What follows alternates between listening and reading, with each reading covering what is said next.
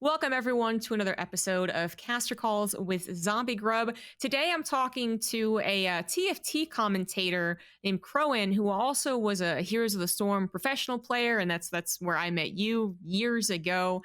And you're currently dabbling in some other esports as well, which we'll certainly get into. But thank you so much for accepting to come on and talk about your esports story. I'm really excited to see what you've been up to the last few years. Yeah, thank you for having me. It's pleasure to be here. What have I been up to? I mean, most recently, of course, I made a big transition from being a professional player, and I started back in Heroes of the Storm. I think it was like 2015.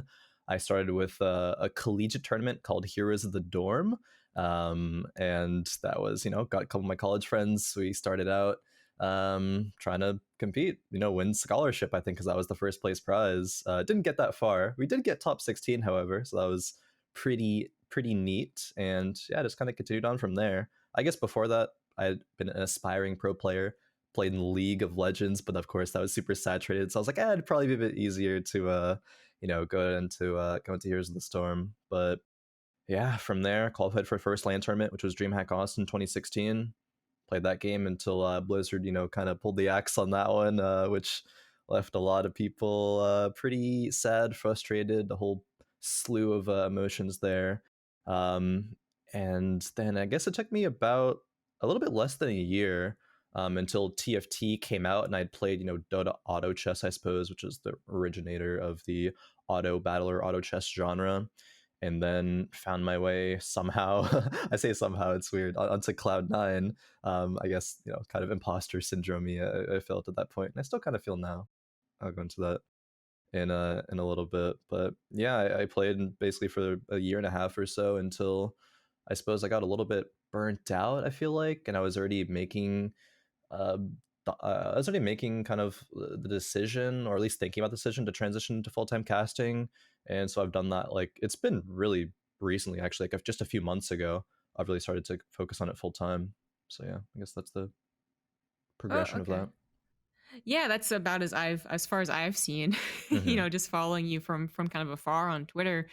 Um, for everyone out there, we had met at one of the like kind of after parties or just like Yeah. after studio broadcast type things, where it was very popular for to be in Burbank and to be talking to Overwatch and StarCraft and Heroes back before Heroes was, yeah, I got the plug pulled out of them. But and that was an excellent time. It was kind of a weird one in some ways, but looking back on it, because we know what we know now. But I remember actually like the feeling in the air was actually positivity and optimism, and seeing what would happen in the next few years. Yep.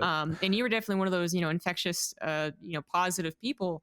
So I was like, oh, this guy's really cool. And then before I knew it, I think it was like 6 months later that they decided to all of a sudden Yeah. get rid of Heroes. So I was like, damn, I really hope that guy that I met at the bar is doing all right.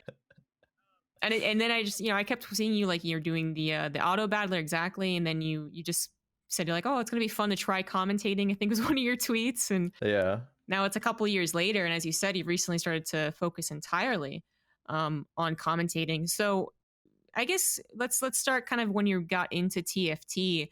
So you were a decent player. Was Yeah. that your goal, or was that something that was just like really fun and you just happened to be good at? So after Here's the Storm, after Blizzard killed the competitive scene, it was a lot of mix of feelings, right? But most of all, it was I still very much have the competitive drive. I want to compete in something.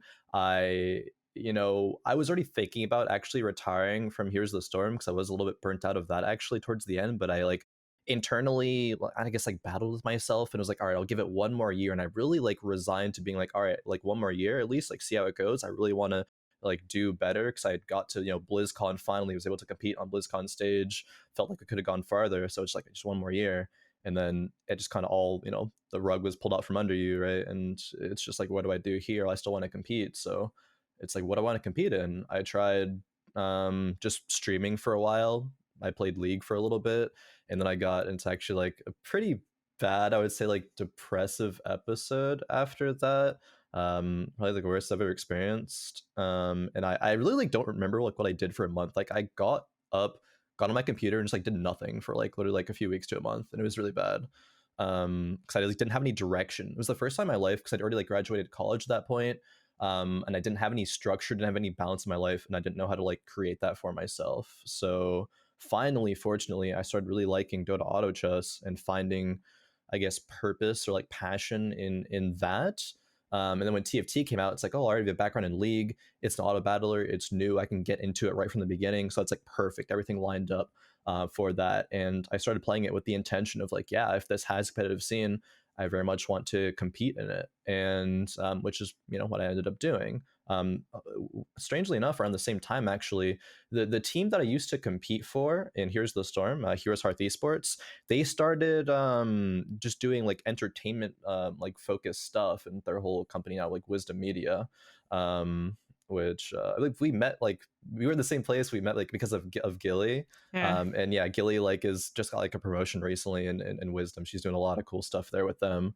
But yeah, anyways, I they asked me to do casting for their like weekly like TFT tournaments, which was supposed to be for like up and coming, like not quite like top level players.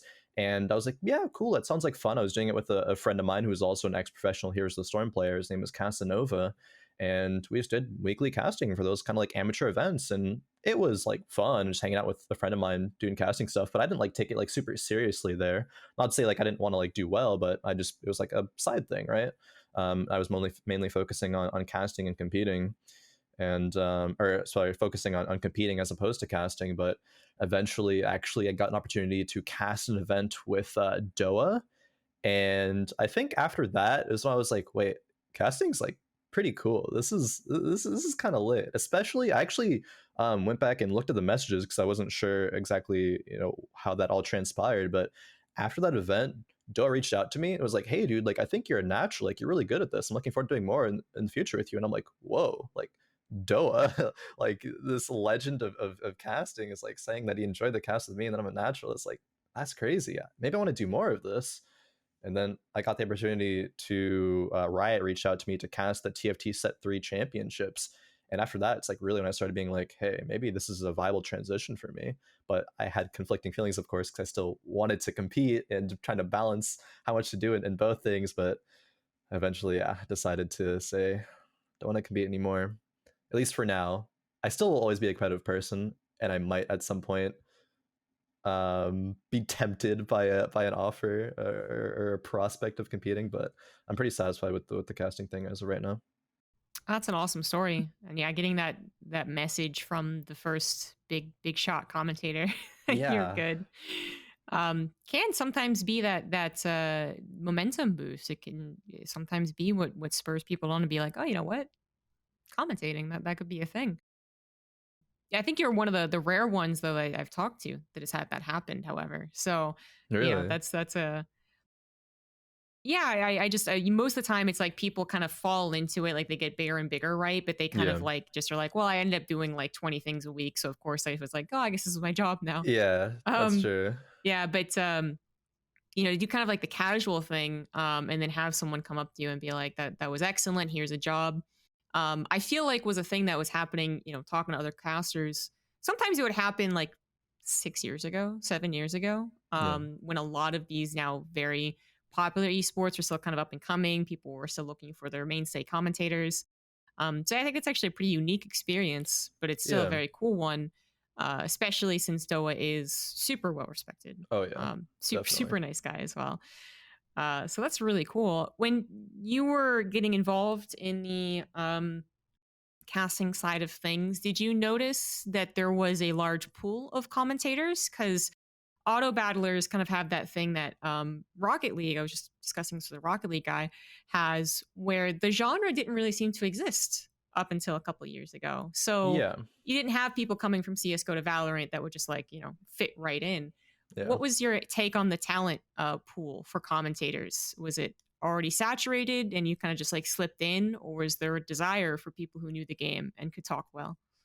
It doesn't seem like the market, I guess, was super saturated for it. I suppose it did seem I don't want to say lacking, but like, yeah, there wasn't like, a bunch of people coming over from a bunch of different titles and games to do it. Though I think one of the few, and he really, loves strategy games. So TFT is kind of like a natural transition for him. I think I've heard him speak about, but no, I think, I mean, I even think I kind of just got like lucky with you're talking about how it's a unique experience, probably like what I've gone through, and I think so as well. It just kind of things fell into place, with having the offer to when TFT was like super new to do like the weekly casting thing, and from that, I think like some Riot members, Mort Dog comes to mind. He's the TFT developer, like super cool dude, and I think he had like recommended me or like put my name out there because he liked my work on Fight Night Risings, which are the weekly amateur tournaments, like before I even like took it super seriously. So yeah, things just kind of fell into place there. And after, I suppose I mentioned it earlier, the like imposter syndrome thing, definitely after doing an event, doing the event with Doa first time, and then doing like the set 3 worlds or Galaxies Championship, I guess it's technically called, as I feel like, do I really like belong like being here? And even I wasn't actually aware that you did this podcast until you reached out to me, but I looked and saw a bunch of people who you had interviewed, and I'm like, what the heck, like Artosis, like Frodan, like a bunch of like Smix, like so many names. I'm just like, why am I here, right? Like, why is this happening for me? But I don't know, it partly just feels like, yeah, just a lucky trajectory. And like, I don't think I'm bad at casting. Like, I think I'm good at it, at least passable enough. And I've been reaching out, trying to, I reached out to Doa like after that event, and I'm like glad you liked it, like really appreciate that, but how can I get better, right? Like, what's the next thing that I can do to level up my game? Because at that point it started to be a transition that I wanted to think about seriously. And if I'm going to do something, right, I want to do it well. I'm a competitive person. I want to be the best at my craft, sort of thing. And do you find that wanting to be best like equatable to competing against other people? Equitable in casting, Like the or feeling of wanting to improve at casting, does it kind of fill that need to also mm. be competitive?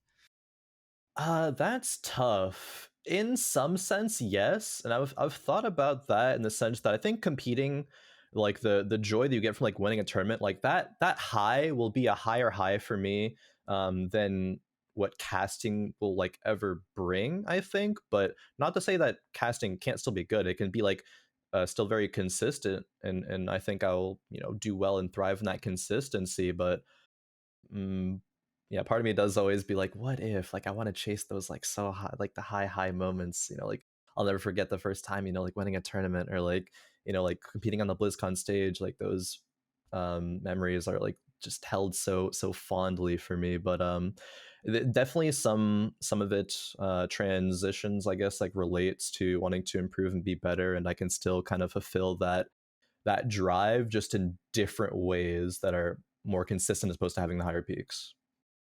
It does. Oh, I've had the same feelings where I'm like, I think it's so cool what the pros can have on their side of things. They get what feels to be like, as you said, the higher peaks, more excitement, right? Yeah. Like I do think there's some kind of odd emphasis on commentators and personalities in esports compared to traditional sports. But I do still think at the end of the day, the competitors are the ones that kind of get the cool stuff. They get the Yeah. fireworks at the end when they win.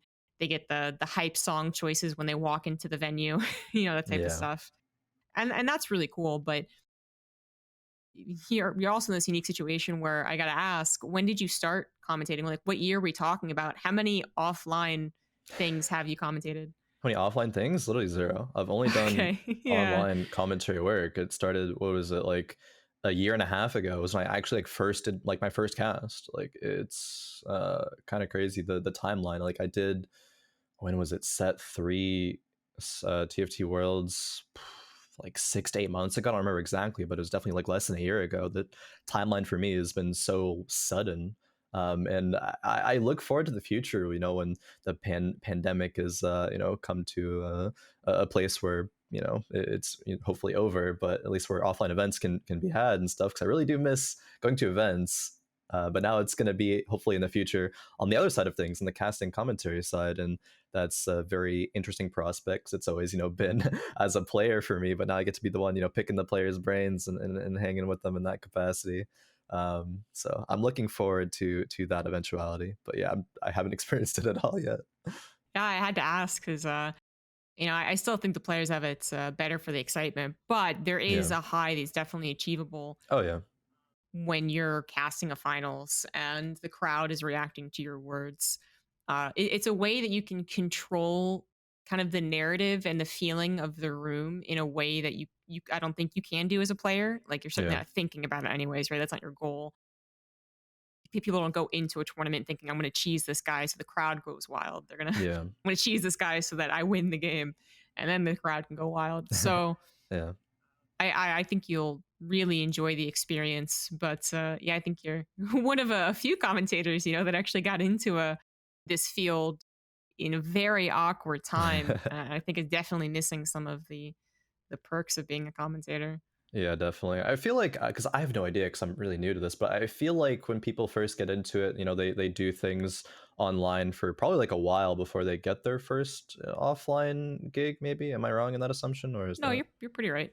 okay? Yeah, that is interesting, and I hadn't thought about the concept about what you just talked about with like the commentating say during a finals and that crowd like reacting to you. I guess I didn't really thought about it in that way, so that is definitely exciting, like a thrill that I wouldn't get in any other scenario. I wonder how it would compare, but hopefully we'll find that out in the future, really. Yeah, exactly. Hopefully, you'll find out in the future. It's just that most people do like a bunch of online stuff that's very like measly online cups, like Yeah. not big deals. Usually, the brand of the game is not attached to it. So you definitely still accelerated much more than a lot of other people. Yeah. So you're still doing a great job, but yeah, it just sucks that you did it during the year that we had a pandemic. For sure. I think it's actually like fine for me. Like, sure, if there was a pandemic, it could have been better having those opportunities to do offline stuff faster. But I feel like it's at a very comfortable pace for me with how things have kind of panned out. I'm the kind of person that like I like to be very comfortable in a situation before like I really, am 100% me in whatever context that is. So I mean, I do kind of like seeing things in a positive light. I very much like try to look for the positives opposed to the negatives. So I could be like, oh man, it really sucks because there aren't offline events. But I'm just like, no, it's good for me. Like it goes how it goes. Like I'm doing fine right now, and it gives me time to be comfortable with it and get better. I definitely want to get better. Like I don't want to be at an offline event and screw up in some regard, and that's gonna be bad in of itself. But no, I get time to do it at a reasonable pace, I guess. Yeah, I guess that's actually a really positive way to look at it. But it almost kind of makes me feel like I'm the person who had a first class ticket in an airplane, and now I'm like back to economy. And I'm just like, it'll never be the Yeah, same. That true. might be what it's like. So you're still, very at a place where yeah, you're still trying to learn and trying to feel comfortable. But Yeah. I feel like there is actually a difference. You will be pushed more in your skill when it comes to offline stuff. I think I can say that for sure. Um, but we yeah, it's an unfortunate circumstance of the pandemic, but soon, soon TM we'll get offline again. But so you're talking about improving and wanting to be the best that you can be and actually reaching out to feedback. So is Doa the only person that you've really talked to about feedback? Have you reached out to anyone else or watched VODs now that you realize, okay, I want to be a good commentator? Yeah, I've reached out to a few people. I think Gilly also had some really good advice for me in a couple of occasions, and I guess I'll speak specifically to some of that advice that really stuck with me. I think is traditionally my emotions can be like hard to convey. Like if I say like I'm excited, like it doesn't sound like I'm excited, right? So I think sometimes do a good job of that, but I really needed to work on I guess just like conveying how I actually like feel in that moment, like have it be believable, as well as having the perspective, of course, of being a former professional player. I think Gilly was like, yeah, you have a bunch of insights that people and other casters like won't have, so like you have an opportunity to make it not only like relatable in a sense, but like you can help viewers and help people understand the perspective of being in that situation, like how, like say like stressful it is, or like what they're thinking about, or just like have like little nuance, like insights that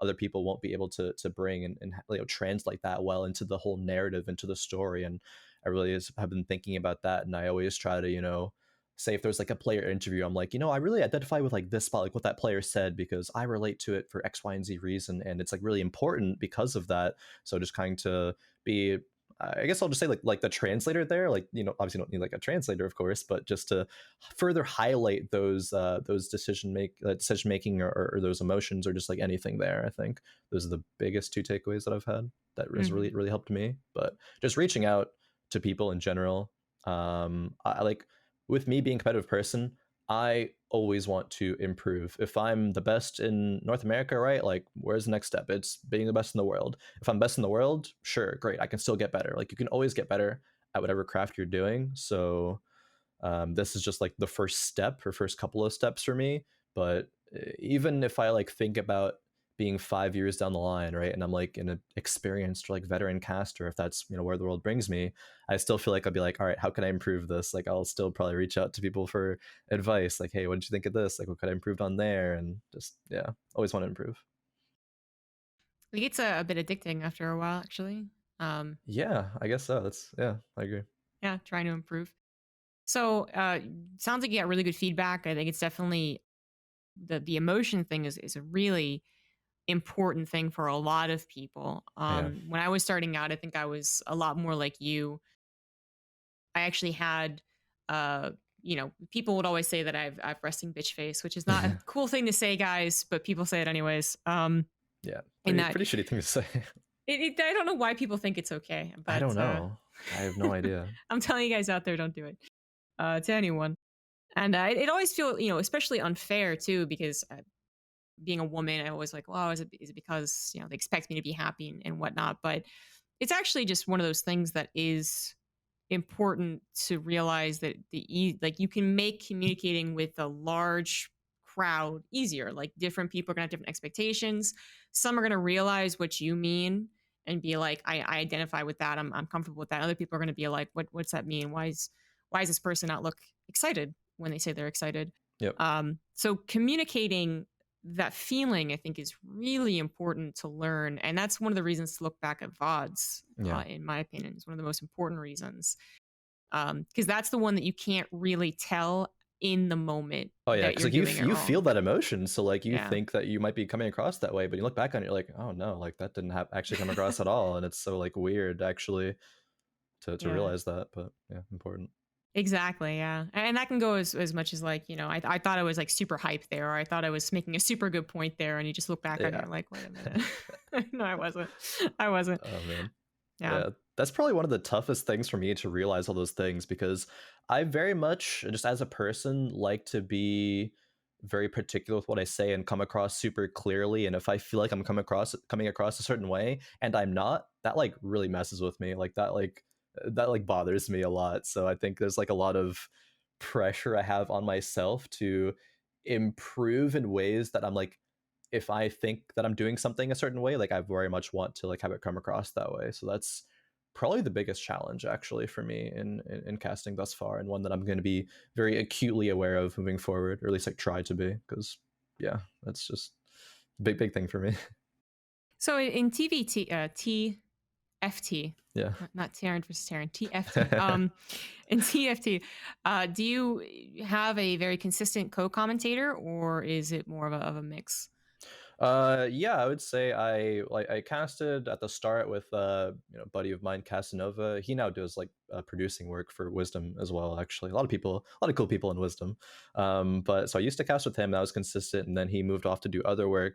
And then I have another co-caster now, Bupasaurus, who has done a bunch of Overwatch stuff in the past, and still does, I think, some occasionally. But yeah, it's very consistent. We do that every week.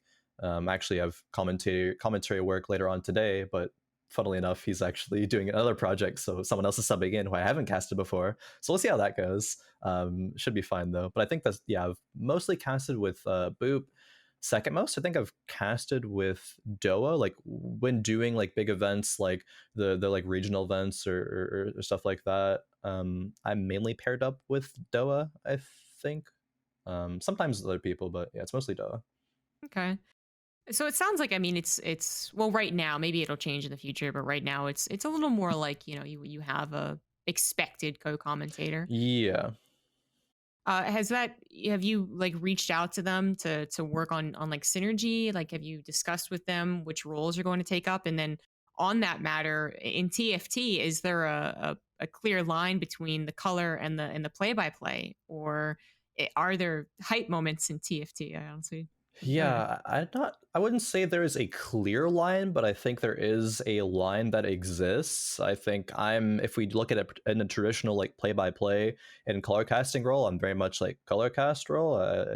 Like to dissect things, like the analytics, and leave the hype action moments to somebody else. Like I don't really do that as well. It's not really my style. So in TFT, sure, I think there's the role, at least what I look at it actually, and I haven't really had this conversation that much with people. I'm just starting now to like realize it. There's the role of like who's going to talk about the like preparation phase, like when people are like changing their board, like making a transition. Sure, like both people talk about that.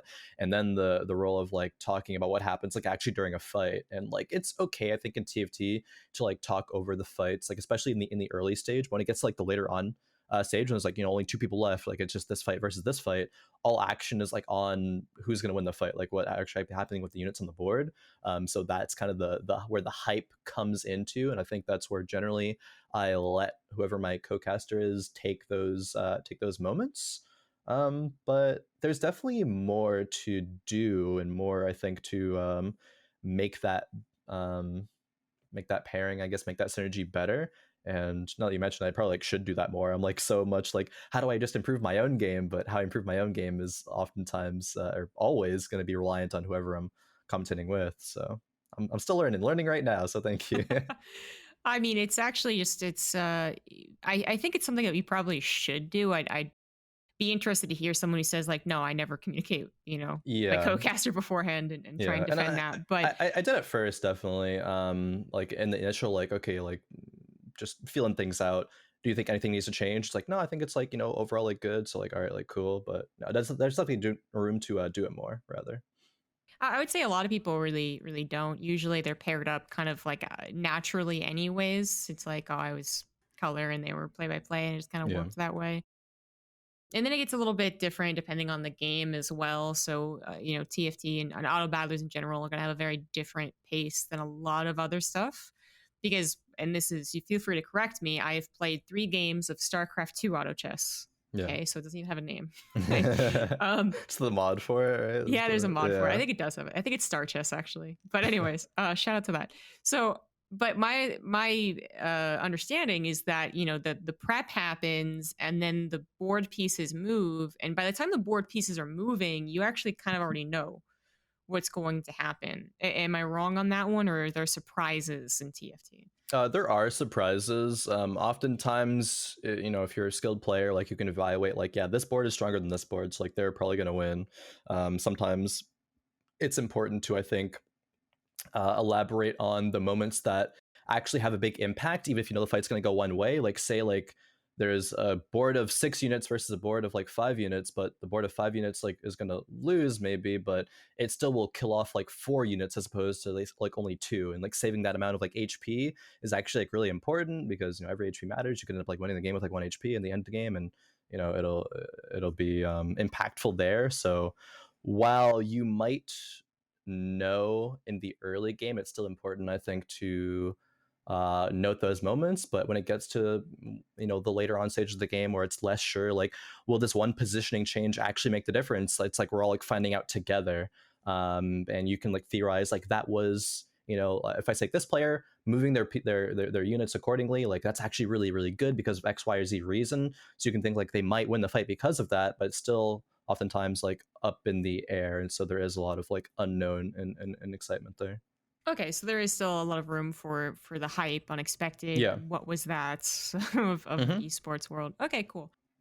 But it's still, the pacing is still obviously going to be different than many other esports out there. I think it'd be hard to compare Yeah, TFT to Rocket League or yeah, CS:GO or something. definitely a unique breed, I would say, for sure. Did you find yourself thinking that anyone got it right off the bat because it was a new genre that you were like, Hmm. "Oh, that's the pacing. That's what I want to do," or did you find yourself emulating a lot of other of the esports that you watched, like Heroes of the Storm? I think I found myself emulating some concepts that I've heard in a bunch of places and kind of bringing it all to how I think TFT commentary should go. And while saying this, I think I believe that there's still a lot of work to do, especially because there is literally still not even a spectator mode for TFT.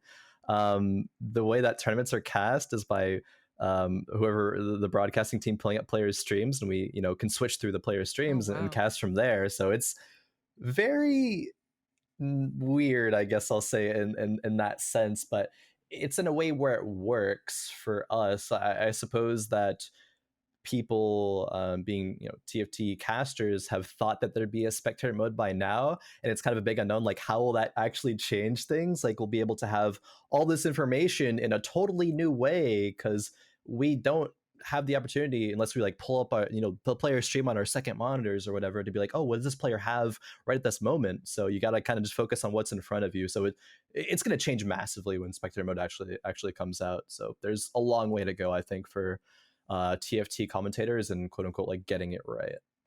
That's so interesting. I remember people complaining. I guess now that you've brought it up, I kind of vaguely Yeah. remember that and being like, scoffing. But that's so funny. Riot was really late on the esports spectator side for League of Legends, which I assume now that they fixed. Then they have Valorant, which doesn't do replays, even though most people would think that was like a default Oh to yeah. most games nowadays. And then TFT doesn't have a spectator Yeah, mode. it's so weird too because Riot was there's like I don't know how small the TFT team is, but like you can tell it could definitely benefit from having some more people on the team, especially when things like spectator mode, which you said was a priority, now just like isn't as priority. I guess I don't know. It's weird, but you would Yeah. think that yeah, it would be there by now, especially when there's like literal world championships and stuff like that. But I guess they don't see it as a priority because like whatever is happening now, like technically works and the quality isn't like bad per se. It just can definitely be improved upon. So I don't Hmm. know. If I was them, I'd make it more of a priority, but I don't know the inner workings. I don't want to be like they should do this or that because it's not my place to say. They have a bunch of stuff they're working on and stuff. So who knows? I would like it, of course, ASAP, but we'll see. I mean, it's very nice of you. I Yeah. think these things like yeah, when it comes to small teams, coming from StarCraft, which was a small team for a long Yeah. time, and then now we have no team. There's Oof. there's a there's definitely like, I know the people working there are very hardworking, very passionate, but like if they're being told by higher ups like we only care about the esport 5%, like fix Yeah. the 95% of other things, then Hmm. there's not much you can really blame them for, but that is still very odd. It Yeah. reminds me of in Brood War before things were improved. The way that you would observe people is you would be a third player on a 4-player map or any player map, and then Yeah. you would choose Terran and lift your command center. And there was a trick to killing off your 4 SCVs when you put them in a Oh. circle, and then you could get it so everyone died. If you messed up, it'd be one lone SCV just like chilling, Yeah. doing nothing. And then you would ask the players to share vision, which was an option for them for anyone. And that Oh. just that was 1998. Yeah, Yeah. that's like real scuff, but it worked, kind of thing. So, oh Yeah. man, that's so funny. Actually, the things that you do to actually like make a broadcast happen. It's oh man. Yeah. Yeah. Or I mean, yeah, 1998. There's so many things, but it's kind of sucky that would happen for TFT. But I guess as you said, like it kind of works. Yeah, Maybe you could even argue that there's kind of an appeal to what you guys are doing, where changing over into people's streams. Maybe it's more of like yeah. a cohesiveness then, so the esports broadcasts benefit the streamers and vice versa, which Hmm. can be a problem in other esports.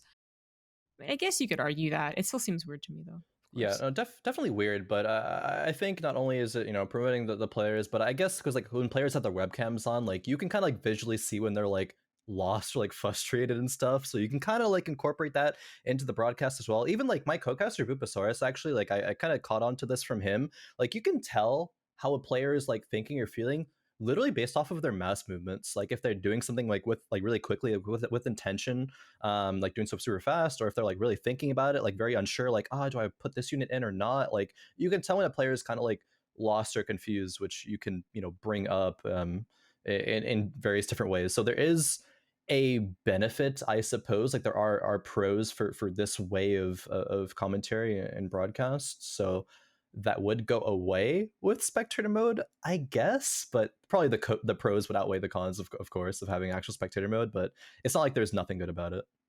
Yeah. I guess like the most obvious conversation to have is like, well, you can still do this when you want. You can still bring up a stream even if you had spectator Yeah, mode. for sure. Yeah. So that's an interesting thing to learn for sure. So on that, maybe this might be a sore subject, so just let me know. But like, kind of on Sure. that topic of a small community, a small team, do you ever, get the paranoia? I mean, you were one of the more directly affected people that I've ever talked to for the here's the storm blizzard thing. That just Yeah. literally is like bright future. Just kidding, guys, shut it down. It was so shocking, so shocking. Do you ever like get kind of scared that this is signs of things to come? I mean, how is the TFT community? Are they one of those communities that's like dead game lol, dead game lol? Um, there's kind of like not dead game lol, but kind of like question mark what's happening with the esports lol kind of thing. Because say there is actually, I think in this set specifically, like equated to a season of TFT, there's like actually structure for North American esports, but for the EU side of things, like they didn't have information like forever, and they're like actual like season that mattered for competitive play was like so short compared to NA. So that's kind of the thing. The community itself is like wonderful, and there's a lot of people who like watch, you know, professional players, like watch the streamers, and there's like a lot of I guess like health there. But when it comes to the esports trajectory, personally, yeah, I guess I don't want to say concerned, but there is like feelings of potential concern there. I think I've heard some people speak on it in recent memory, like I don't know, a few weeks ago or something, saying like, "Oh, actually, the trajectory of TFT in terms of esports like actually isn't too unorthodox. Like it's following like a fine trend. There was like a bunch of like grassroots stuff at the beginning, and now Riot's, you know, like a year and a half or a couple of years after launch or after the beta rather, is like stepping in and like actually doing a lot of stuff right now. But I still can't help but now that you mention it, of course, I gotta bring up the Blizzard killing Heroes of Storm esports will like forever impact me. It'll like forever be like a what if all of a sudden this like sure thing that's going on just stops, and I'll definitely be better prepared to deal with it if it happens now for the second time as opposed to happening the first time, because man, that was rough. Like even what I was saying earlier, but the fact that like initially I was like, yeah, sure, great, like it's gonna be fine. Like, you know, screw Blizzard. Can I say that? I don't know. It was like, you know, Yes. initially I was like, screw Blizzard, man. Like it's fine. I don't want to play Heroes of the Storm ever again. I would move on over to, you know, doing whatever else, and sure, it's gonna be great. And then it like hit me a few weeks later, like a couple months later or something. I don't know exactly when, but it's just like, damn, like that sucked. That's really bad. Where am I gonna go from here? I'm so lost. I recognize that it could happen now, but I think that's kind of why I'm trying to diversify my portfolio, or like dip my hand into a bunch of, you know, different you know, esports cookie jars with casting, so I won't fall into that scenario. But also I think that I'm the kind of person that thrives off of doing a bunch of different things. It's actually weird. So I guess I'll say I started therapy like 10 months ago, and through therapy I've like it's helped me so much, actually. Like highly recommend, even if someone doesn't think they need therapy, to go to therapy, especially with like being a like personality, or like being, you know, like a public figure, like an esports world, caster, commentator, player, like whatever.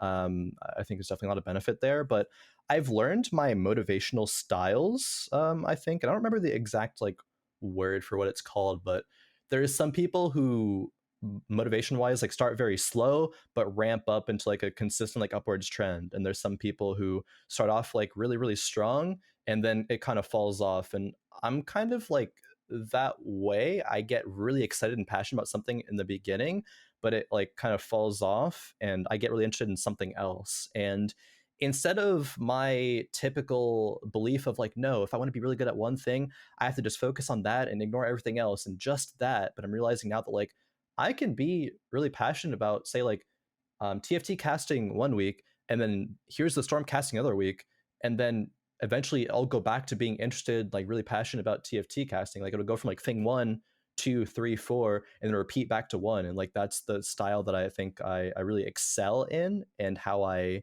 am most productive. So not only is like realizing that, but making steps and efforts with realizing that to just do work the best that I can, not fight against what I naturally just do. So that's been really helpful for me. And not only does it help in my productivity, but it helps if a situation like here's the storm getting canceled were to happen again. So I think it kind of lines up nicely there for me. Yeah. I mean, kind of like a tough subject, but I think you're right. You're spot on for a lot of things. I went to therapy for a few months actually up until recently. And I think it is one of those things where like, regardless of like if you're in a really terrible spot, like therapy just kind of helps. Like it Yeah, helps to be able definitely. to talk at someone for a long time and be like, I'm not wasting someone's time. I'm paying them to be here. Yeah. And then for them to ask you questions in return, because that's really what a lot of therapy is just someone sitting there and asking the astute questions like, well, how do you feel about that, which of course is that's the stereotypical, you're on the couch like, how do you feel about that, but Yeah. that's honestly what they start getting into. So you're like, well, this happened and it made me feel this way, and they're like, okay, well, what else did it make you feel? And you're like, well, coach, like I said, I already made me feel bad, but here, let me try and think on it further. Yeah. And thinking on it further actually starts giving you more introspective look into yourself. So figuring out what your motivations are is especially important. You realize that you've been doing these things that are counteractive to who you are, and it's not because you are a terrible person or you're a lazy son of a gun or whatever you've told yourself. Yeah. It's that you can work around these things, and they can be strengths Yeah. in many different situations. So I think that's an awesome thing in general to talk publicly about. And I can take a bit of time, of course, to be comfortable with it, but Yeah. it is an awesome thing to do. And I'm glad it really helped you find out these motivations, because I'm along the same journey, honestly, trying to figure out what makes me interested in esports. What do I really want to do Yeah. is a question that I think especially content creators can find difficulty in answering, because there's so many things that they feel compelled to do Yeah. as content creators, which you fall under, whether you're focusing on commentary 90% or 50%, you're still a content creator.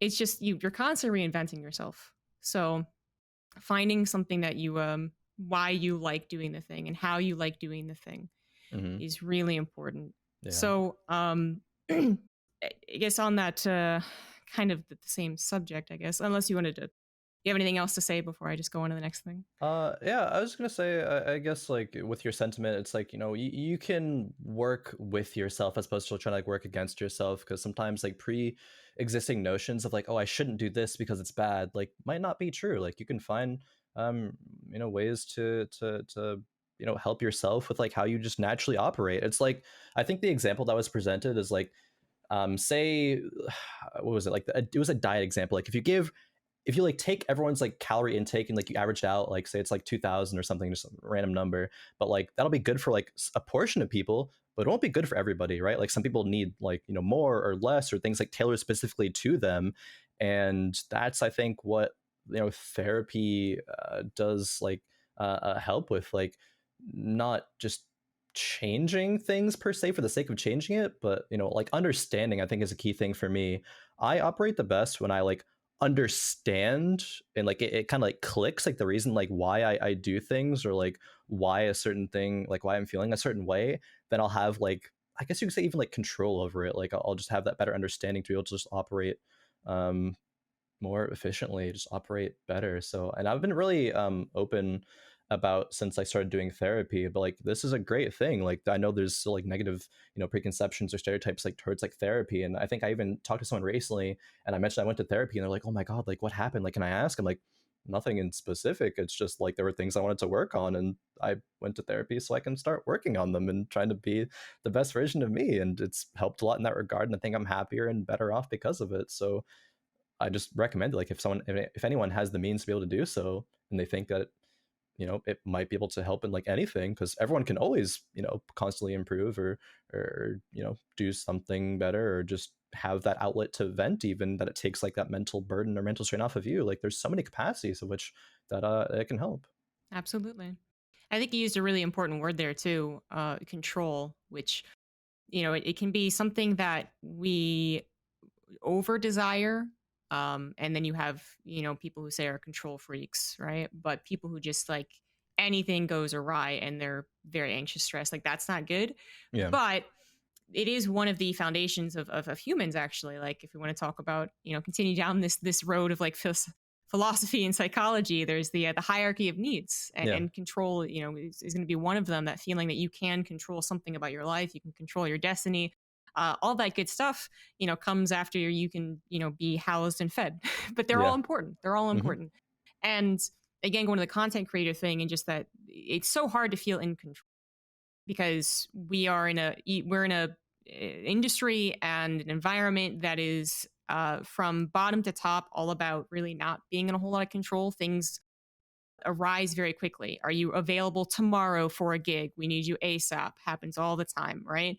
Or you don't have anything in 6 months. Plan that wedding. Just kidding. Like you do have something in 6 months. And then also the fact that this could be something that we're making a decent amount of money off of now, but maybe not in the future. Do you feel like commentating is any more stable than playing, since you have both perspectives here? Stable, yes, I think so, especially in recent years. I guess the past year and a half, and competing in TFT, with there being a not like consistent competitive scene. There was like tournaments that pop up like here and there, but during like set 1 and 2, like there wasn't any like world championship. It was just kind of like, sure, I'm signed to an organization, right, like Cloud9, and I play, but it's basically just like I'm streaming and I'm playing whenever tournaments happen to pop up. But there's no like structure, there's no like stability there. It could be like I bottom out in this tournament randomly, and that's just like, okay, what am I doing for the next like however much? Like there wasn't any like more stuff to really compete in, so it's kind of weird. But casting for me has the stability of I always know what to expect, what I'm going to bring to the table, how I'm going to improve from it. It's not like I can lose when I'm casting, right? It's just like the cast happens, I reflect on it, I improve, and I go again. Like it's very clear cut, I guess, at least for me. I mean, sure, there's more intricacies in there, but I think having that stability definitely helps me out. I also think it's more stable, Yeah. 100%. But you did bring up another topic. It's a great segue in that, the idea that you either win or you don't when you're a player. That's not really something you can get as a commentator. And in some Yeah. ways, that's great, because you have a bad day, you still got paid for the day, you still did a cast that day. Yeah. You didn't have to place three through one. So, but in that, and the other side of things is like you can't tell when you're improving. You can't say I got a second place medal in commentary that day, Yeah, so I'm true. really good, and I can't have a resume that shows that I've won all these things, right? So how how much satisfaction have you found? Do you have a way of kind of noting that you've improved and feeling a sense of self satisfaction, or just can't think of the word right now, but do you actually have a way of being like, you know what, I improved, I'm better than I was yesterday, I'm better than I was last month? And do you have concrete goals that you're striving for to be a better commentator? That is interesting, because do I have concrete goals? I wouldn't say concrete. I have like loose goals. I'm kind of just with how I am. I'm just like I'm gonna put my efforts into it, and what I get out of it is what I get out of it. I don't know. But hmm, I think that oh man, it's tough actually, because I haven't really thought about this that much. You can kind of get caught up so much in the doing when it comes to commentary, especially in like Yeah. the busy years, the busy days and months, that you don't even really think about like, am I better than I was before? So I guess another way to put this is like, do you want to get more gigs? Do you want to Yeah. get better gigs? Are you looking for a finals cast? Are there any discussions around that in your game, or is it kind of like these two people always do the thing? Yeah, I would say like I definitely have goals. Like I want to do more and more. Like I want to be on, on the broadcast. Like right, like I want to be able to commentate. Say I guess for example, like I was a part of a recent the TFT and a regional qualifiers, and I was only a part of 2 of the 4 days of that, and I didn't get to commentate the final day. But say like yeah, a goal is to be able to like be in the position, say like there was Doa and Frodan there that worked every day of it, and I want to be able to be in that spot. So I guess if I would look at goals, like those would be the goals, like be to become an established caster or like established respected one that's like reliable, and I know that like I'm going to be good and people like me and my work. And now that I say that, like that's a big thing for me. I really am bothered, I think, more than most people, and like people don't like me, I guess. I'm always trying to that's part of the reason why I always like want to come across very clearly and not ever be like misconstrued is the like the fear that someone will take something out of context, or someone will just view something for not as it is, and like me, or have just like a false opinion of me because of it. Not even if it's like not liking me, just having a false opinion there. Kind of a bit of a tangent, but yeah, I very much have the goals of wanting to be established, well liked, to be able to do more gigs, etc. And do you have like an idea of how to do that, or do you just kind of like, I'll do more work and I'll improve steadily and it'll get there? Yeah, I guess loosely, right? Like when it comes to, I'm asking people for feedback, and I'm going to take that feedback. And I think I have actually seen from, even like 6 months ago to now, after I received that feedback, like I actively am thinking about and doing more beneficial things. Like I'm thinking about what tone I'm using as to effectively convey my emotion and things like that. And I'm definitely seeing tangible improvements there. I'm kind of like, it's actually a lesson that I learned in therapy, is to like check in with myself regularly and like say like, how am I doing? And that relates to a lot of things in life, casting as well. It's like, check in with yourself after an event. It's like, do you think you improved? Like, look over it, say what could still have been improved on. Like, what did you do good? Because it's important to, still be proud of the things that you have done right and have improved upon. And that's something that I don't do at all. I'm just like, what can I do better? I'm never satisfied, like always do more and more and more. But I'm trying to balance it now and like, be happy with the improvements I have made, but always check in with myself to making sure that I'm actually making those improvements and still making progress. But I am doing that. And I guess that in of itself leads onto the line of my longer or term goals. And it's weird because now that we're talking about this, I kind of do that process very like naturally. I don't really think about it that much. And I think that's part of the reason like why I was able to be successful in the things that I do, say with like professional playing. I just kind of like I don't know, it feels maybe like weird or like ego-y to say, but like the way like my process of things like naturally helps me like get better at a, I think, accelerated rate to most other people. I don't know if that's weird to say or not, but No, um I think you can say it for sure. yeah. That you're constantly reevaluating the things that you've just done very quickly, fresh in your mind, and that you are desiring feedback as well. Yeah. Those two things are basically how you get to be better at anything faster. It's the people who refuse feedback and the people who refuse to self critique that are obviously Hmm. going to lag behind. So Yeah. I don't think you're wrong in saying that you're naturally inclined to Yeah. do this a bit faster.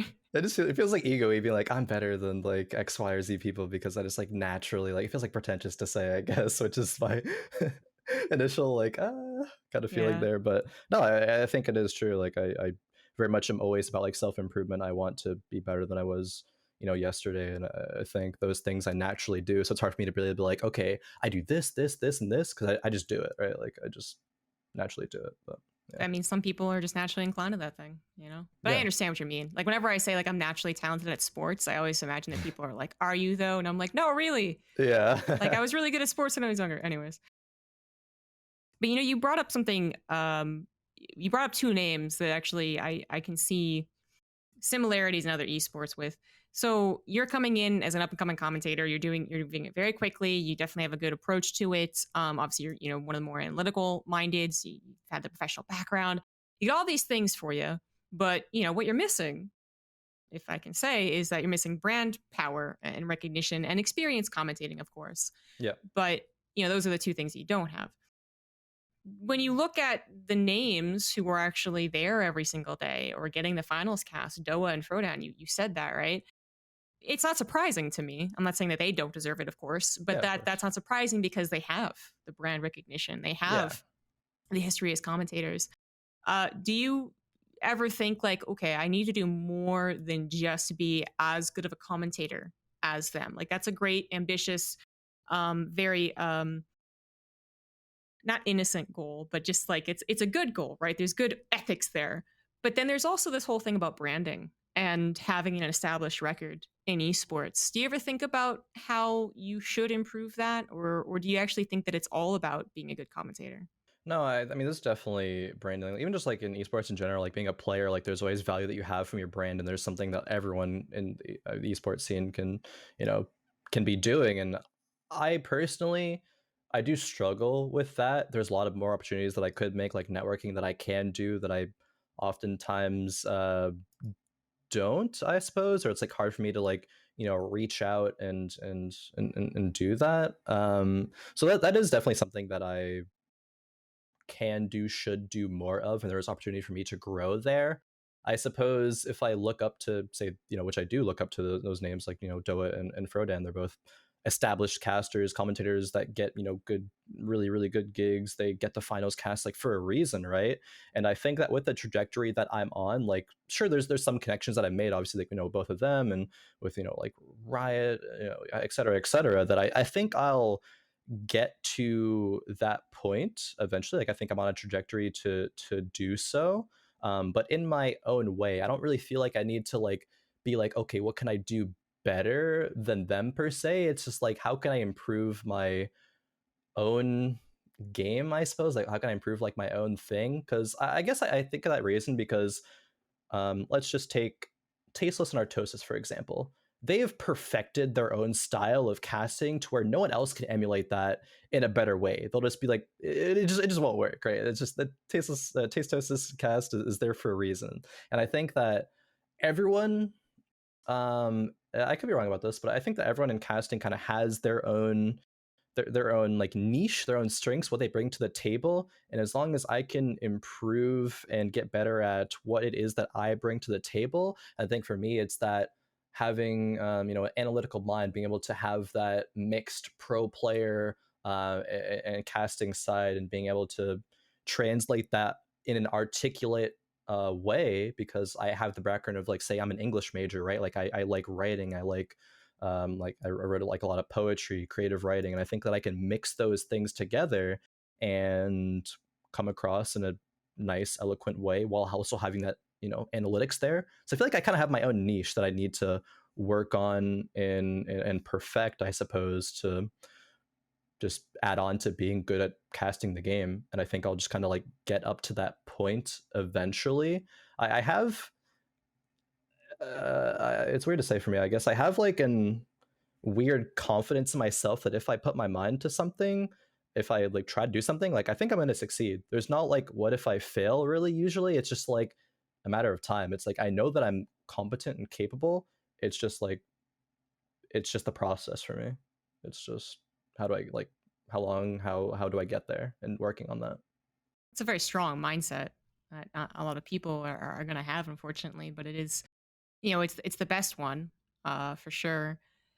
It's it's hard to develop, so I think that is like another one of those things where you can you might Yeah. feel like you have an ego when you say it, but It does. It always feels weird to say things like that. So I was like stop and I'm like, dude, do I want to like say this? It's like, yeah, that's how I feel. So I'm gonna say it. But also it's weird because I also have that, and I'm also like imposter syndrome. Me like, oh, do I deserve this? Like, do I even deserve to be on this podcast right now as opposed to those names? Like, there's definitely an internal like conflict and battle there. But I'm trying to work on that, and I am confident in my abilities baseline. So try not let other things stop me or hit hard in questioning. I'm just like it was really, really prevalent when I first got signed to Cloud9.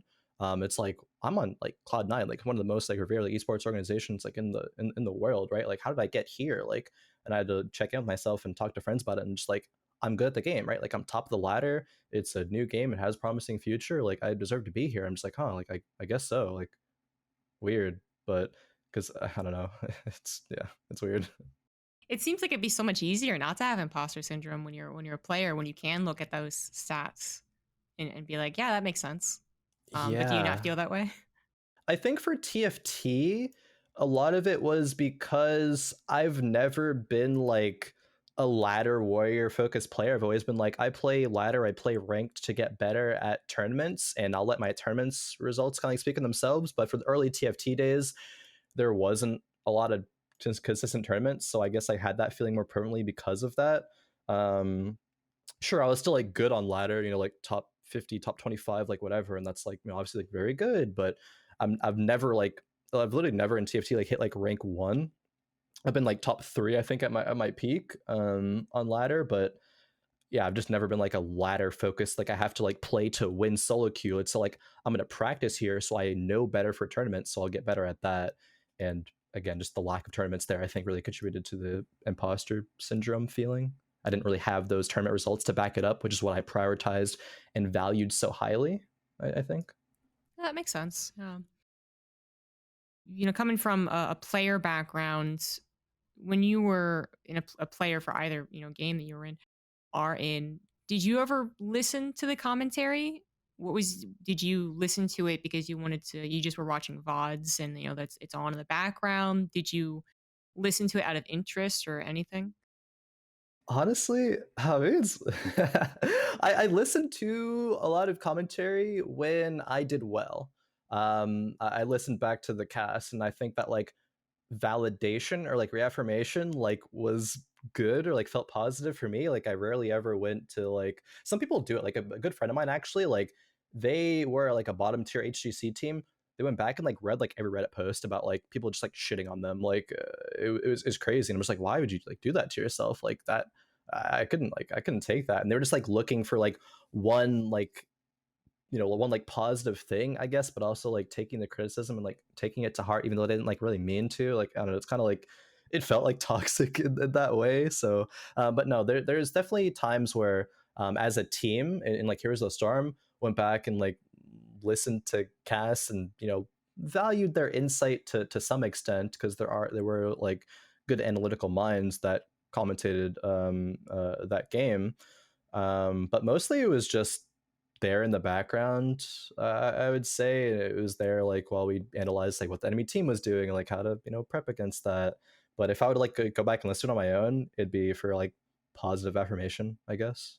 Yeah, that's the only time I ever went back and listened personally. Yeah. It's like I did something cool. What did they say? Yeah, right. I'm just like so curious, like how cool was it? Like, what did the chat Yeah. say? Like, it's like those are infectious. Like, I want to be like, like looked upon, regarded positively, and like as like a good player and stuff. So those moments like are really what makes it for me, I guess. Like having that justification that I actually like did well, or just like having an impact. Like I think overall, maybe a bit of a tangent, but overall, my biggest priority in life and how it extends into esports and competing and now commentary is I want to be able to make an impact. I want to be able to be someone that people like remember positively. Like I was a consistently like good commentator. Like I was one of the best players in like this game. I just want to be like have an impact in people's lives. And actually, I will make another aside as well because you said the phrase, you weren't referencing the person, but in control earlier. They've man, such an impact that he had on me for various different reasons. Like D&D or Dungeons and Dragons is one of the like big portions of my life right now, and my first experience was actually watching a streamed game that he was in. And I was like, oh, like D&D, like this looks like super like weird. Like I don't know, I was like in college at the time, like freshman year, but I fell in love with D&D through that, and I absolutely loved in control's like casting work. And I think that's actually like an inspiration, even though like I can't emulate like what in control would do. Like I'm not that kind of person. Like I'm not nearly, it could never be as funny as he was, but still it's just like I look up to people and I want to have like the sort of like similar like impact that they have. And that's like such like huge shoes to fill. And that's like part of the reason that I think why like imposter syndrome kind of like hits me hard sometimes in this regard. But I just have a massive respect. Yeah, so such massive respect to him, and I think the impact that he's had on me in my life. So Yeah. yeah. Yeah, it's I feel like when you start talking about impacting people, it kind of gets into like uh, more of a less of a commentating esports and esports side of things and more just like a person to person thing, like an Hmm. empathy thing, Yeah. which I always make a point of saying that, that's actually what commentating is. You said that you were an English major, Yeah. which is actually, people might be like, oh, what is that? What does that help? But I think it does. Yeah. Being able to, write well and have a wide vocabulary, those things are obviously helpful, but then you also know how to tell stories in Yeah. interesting ways, and that's what commentating is. Hmm. And that does boil down to reaching someone. When you are so excited about something cool, like really analytical, you could be talking about math, but if you're talking with emphasis and excitement, Yeah. people will listen to that, right? Because Hmm. it just ends up being kind of like a human to human thing. Yeah, I think you hit the nail right on the head there. It's you could be talking about stats, math, whatever, but how you articulate it, how it comes across is so important, and that's where it resonates with people. And that's, I think, the goal for how I want to operate on my casting. I think that with my various unique random experiences, that like I am in the position to be able to do that with time and with like kind of perfecting my craft there. So it's like definitely such a good way to word it. I think definitely agree with you there. Yeah, it's very. I mean, it can be kind of cheesy sometimes, saying this stuff, but that's what it is. And I started this podcast off talking about, when you're in person and being able to kind of like control the emotions Yeah, of the crowd, that goes hand in hand with it as yeah. well.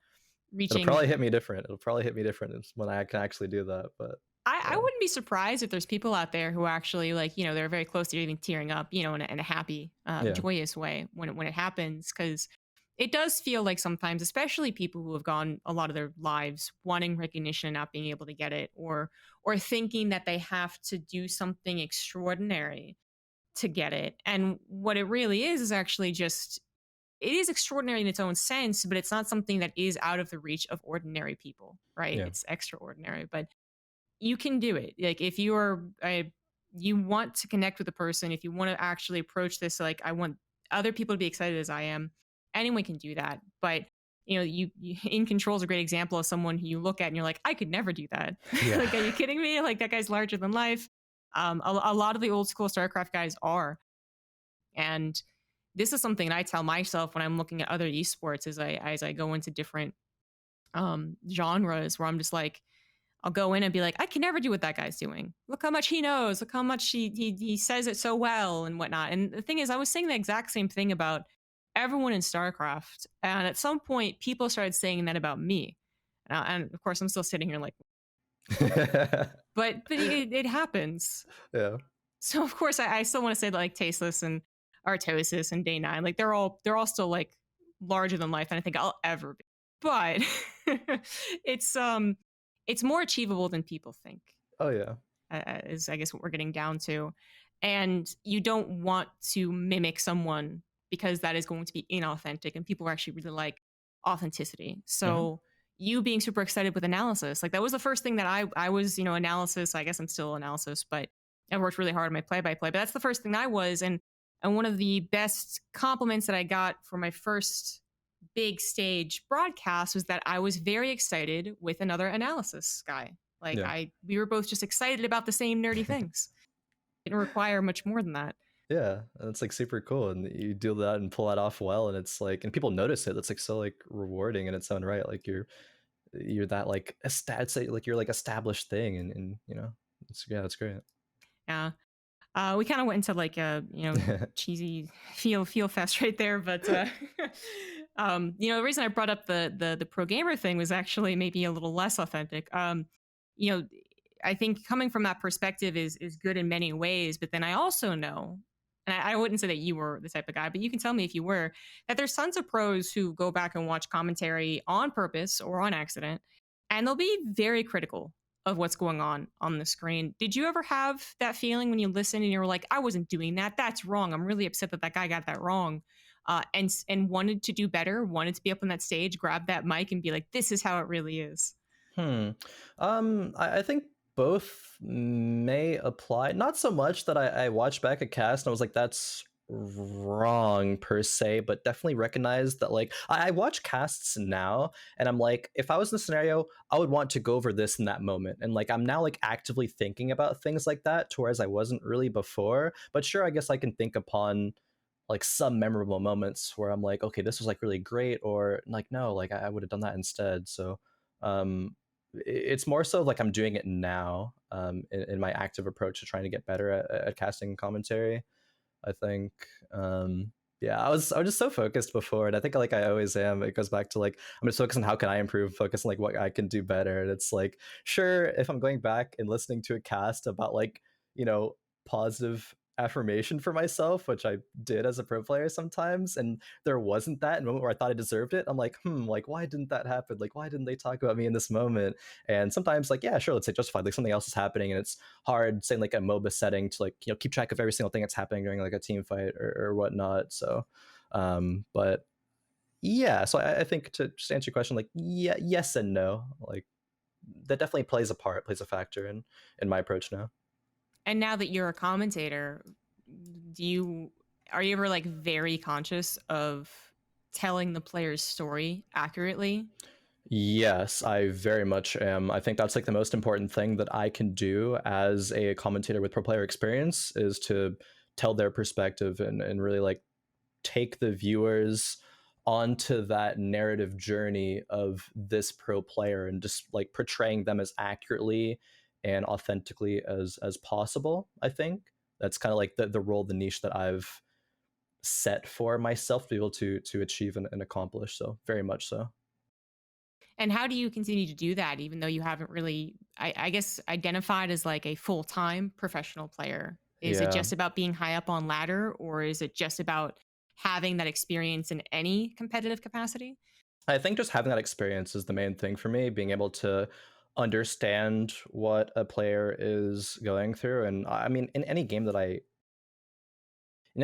cast or commentate, I still want to be at like a passively like high level. So like if I were to jump into like a ranked game with those players, right? Like, am I going to fall behind? Like, I wouldn't want to be like falling behind. I'd want to be able to compete on that level.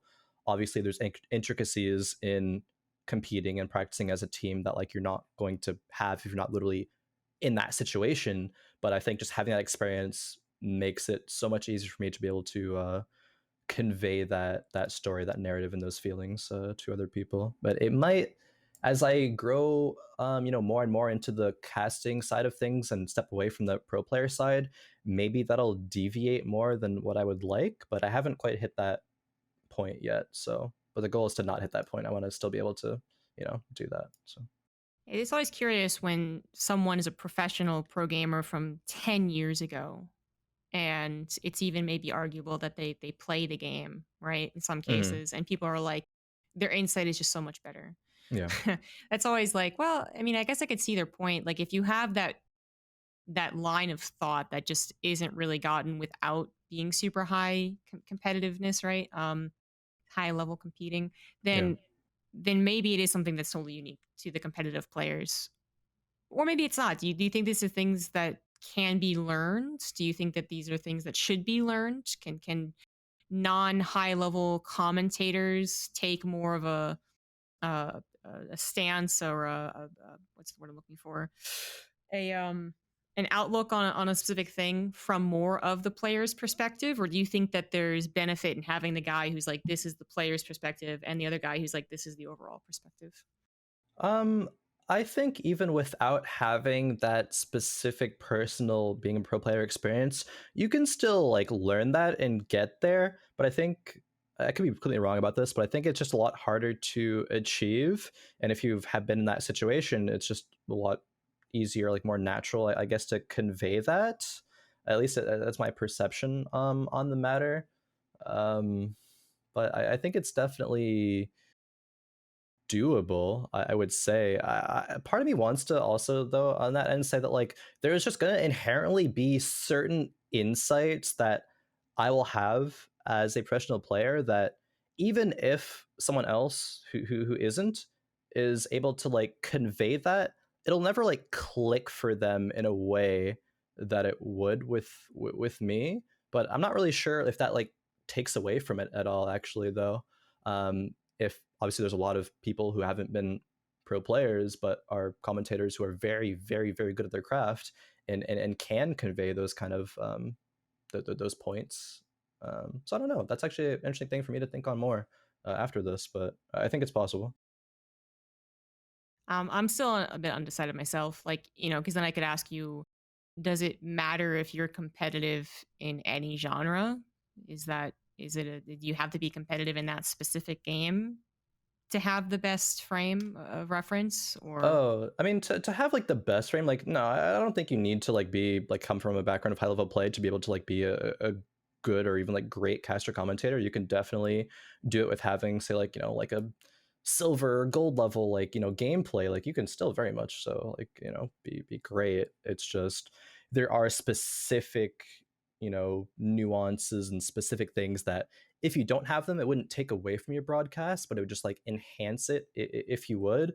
And similarly enough, there's just there's people in the space that will be able to achieve, or not achieve per se, but be able to articulate and say things in a way that it'll be a lot of work for me to be able to get to that point as well. So it kind of goes both ways there, but yeah. Right. Yeah. Yeah. All things to think about. I think default people are going to really be like, well, the high level players are the best commentators, but then Yeah, there's definitely examples of that not being the case. yeah. I don't think Games. that's, yeah, I guess I'll just flat out say like I don't think that's the case baseline. You can't just like put that as a blanket statement and say that's true. Like that's very much not the case there at all. Well, then how do you? So you're very high up on the ladder in TFT, and or keeping that place, I suppose, right? Do you mostly go back to your own strategies and your own way of playing that game, or do you also make it a point to study player trends and analyze their vods and ask them questions? Yeah, I like to, I guess, try to deviate away from my specific play style and like what I would do in the scenario. Like sometimes I'll reference it, say like, but not, I reference it in a way that's not like I would have done this here. It's like another option this player could have gone is like this thing, like do it as broad or ambiguously as possible, but I have the experience to like know that style to be able to present that as an option. And in TFT there's a bunch of play styles, and some players will just have a play style that I will like never personally try, and so I will like obviously overly look at them and try to understand what it is that they do to be able to convey that and cast it. But yeah, I think, I guess, yeah, just going back to what I said, I try not to make it about me, even if I know that like I would do that in that scenario. I try to put it as vaguely generally as possible, with like putting it from the perspective of this is what that player could do, and try to always like emphasize the player, uplifting the player, making it about that player. I think it's actually really important that you do that. So Mm-hmm. I'm willing to open up to like different perspectives on this, but from my perspective, whether you're super high level or super low level, it's almost never good to compare it to your game. I would say that. Yeah, Like, that's like not your job. That's not what you're there for as a commentator. It's people are watching mm, that player. They're not like watching you playing, right? They're watching that yeah, player. So yeah. interjecting yourself is, I mean, sometimes it could work, I guess, depending on who you are, but it just feels a little like strange, tacky, in my opinion. Right. I totally agree. Like, I don't think it's like the horrendous when someone's like, oh, I would have definitely done this instead, or I've been in this position and this is what's going to happen. It just, commentating is about kind of creating a story. It's like two storytellers telling the story of a player to the world. And once you start using the words like I to describe something that someone else's story is trying to tell here, it just Yeah. gets a little bit weird. I think the way you said it was great. The alternative way of saying it, of instead being like, this is a position that we've seen before, is still already better than saying I've seen, even if Yeah. it's just the changing of the subject, right? Like, 100%. I actually think it's so much better. And I do think in particular that it is kind of the funny thing that the highest level of professional players who start commentating do this. And I think that's not correct. Yeah. And then the lowest level also do this, which is funny. They'll go into a game that they're not very good at and they'll be like, well, I would have never have tried that. Tell you what, that was so good, And it's like, Yeah. okay, like both aren't great. It's like, One yeah. shows a weakness, the other one's still not that great. Yeah. Yeah, definitely. It's That's funny. Yeah, it's something I've been trying to listen more to, just like all types of commentary. As Hmm. I've been doing this And yeah, podcast and going in different games, and yeah. it's funny when you start to pick up on those things. I've probably slipped up and I've done it before, but I've tried to like, because say if someone watches this and be like, but Khroen, you did that though. At this point, I'm like, yeah, I probably did, but I think it's bad and I shouldn't have done that. And I try now Yeah. actively to be aware of my wording and say it in a way that it doesn't come across like me. And yeah, but Hmm. it's a process, and I'm trying to very like that. I think that's a very strong value of mine, so I will try as much to be aware and uphold that. Absolutely. Do as I say and not as I do is very strong here. Especially in something where you're supposed to be talking a whole lot. It's very easy to trip up. It's very easy to fall into old habits. Oh yeah, Which, also, again, going back to some of the beginning parts of this podcast, where you're like, I always want to be, I don't want to be, oh, how did you put it? Like, I don't want to be misinterpreted. There we go. I don't want to be yeah. misinterpreted. I think is really big. Right. Hmm. So we have to be wary of our words and the way we use them Yeah, so much for so many reasons. yeah, So having people call it out is not the worst thing, and having the ability to watch your vods and listen back to what you said is a great thing. That's the easiest way you're going to pick up on these things. yeah. The eye thing is not that bad, but it is along the same lines, I feel, as going back and watching your vods and seeing that you say actually 1,000 times Oh yeah, or I definitely have a bunch of like crutch like phrases or things like that that I can diversify and work on. Like there's it doesn't, I mean, it kind of feels like overwhelming obviously, like sometimes, like how much I actually have to work on. But I mean, I'm taking it at my own pace, and I think I'm making a lot of good improvements. But there's like that, transitional phrases or saying actually, like I definitely have some of those crutches that I'm now very aware of, and I can only work on so much at once, right, without it like just completely falling apart. So Exactly. Yes. Take it one step at a time for sure. for sure. Well, this actually is kind of coming to a close on a podcast. Just want to say thank you again for talking to me. I think you have some very unique perspectives for a lot of different reasons. So it's been a real pleasure talking to you, man. I'm also glad to catch up with you because it's Yeah. impossible for the next year or so. I don't know. Yeah, it's been a while. Eventually, it'd be chill to be, at whatever bar. It was like Guildhall or something, and just, Yeah. catch up, have a drink in a non-pandemic world. Maybe one day. We'll see Yeah. you again. We can talk about that bar now that it's no longer like a secret because like Oh Burbank yeah, Studios aren't being used for yeah. Blizzard stuff anymore. Guys, we used to go to Guildhall all the time. Now we can say that.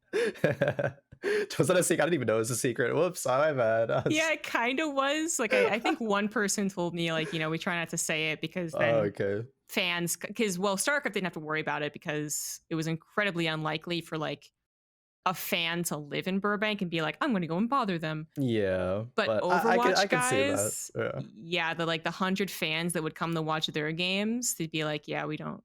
I don't think they were the ones that said it, but I understood, the whole secret space. Yeah. Because honestly, it's kind of useful. It's kind of useful to have the hotel lobby that's not overrun by 1,000 people Yeah, for the it's a bar. nice controlled environment. I was just a pro player along for the ride at that point. I'm like, okay, Guildhall, sure, great, I'll go. And ended up, just chilling, hanging out, meeting you. And I think actually, like, just going aside, like, I really like looked up and like respected like you and your craft and all the work that like you've been doing. So actually, like meeting you, like, definitely left like a strong impression on me, even if you like realize it or not. But I just wanted to say, so like, thank you for Oh, that, like taking the time to like chat and stuff. It was thanks, very man. meaningful to me. So Yeah, I mean, you did one of the most important things in the whole wide world of anything, which is you were cool. yeah. You weren't weird or you weren't clearly there to network, and you were just fun to talk to. So Yeah. that's general advice, guys. Like, if even if you are going to some place to network, just don't just actually Yeah. be cool. Go to make Yeah. some genuine friends, and it'll get you farther.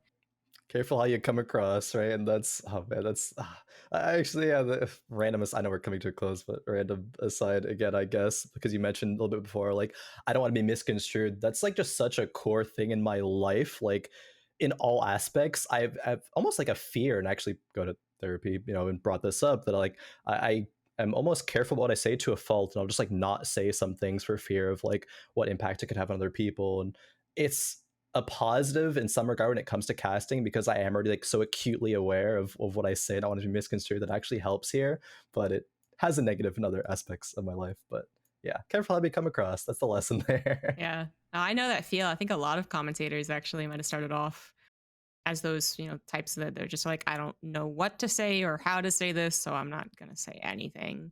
And yeah, the benefit is you speak before you think, which is usually pretty good. The negative is that you overthink and cause yourself to be anxious. Yeah, It's a balance, though. It's a balance. everything is. Yeah. But again, thank you. So, where can people find you? Do you have a streaming schedule? Are there big tournaments coming up? Anything like that? Yeah, schedules are hard, so I definitely, at least for me, so I don't have a schedule for streaming per se, but when I do, you can find me on twitch.tv/Khroen, just Khroen, Twitter as well. I try to be more active about tweeting stuff that I'm doing.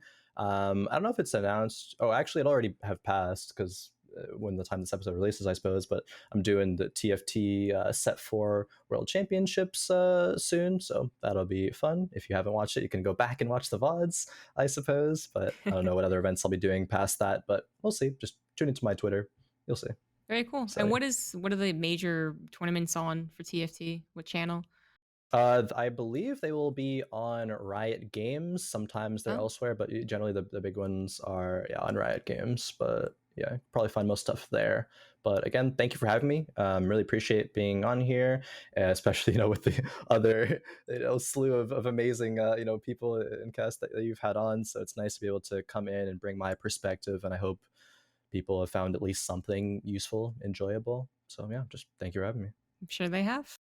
Thanks for watching, guys. As he said, I hope you guys found it enjoyable and you learned little bits. Maybe had some good feelings here in this episode. And I'll see you guys for the next one in 2 weeks. See ya.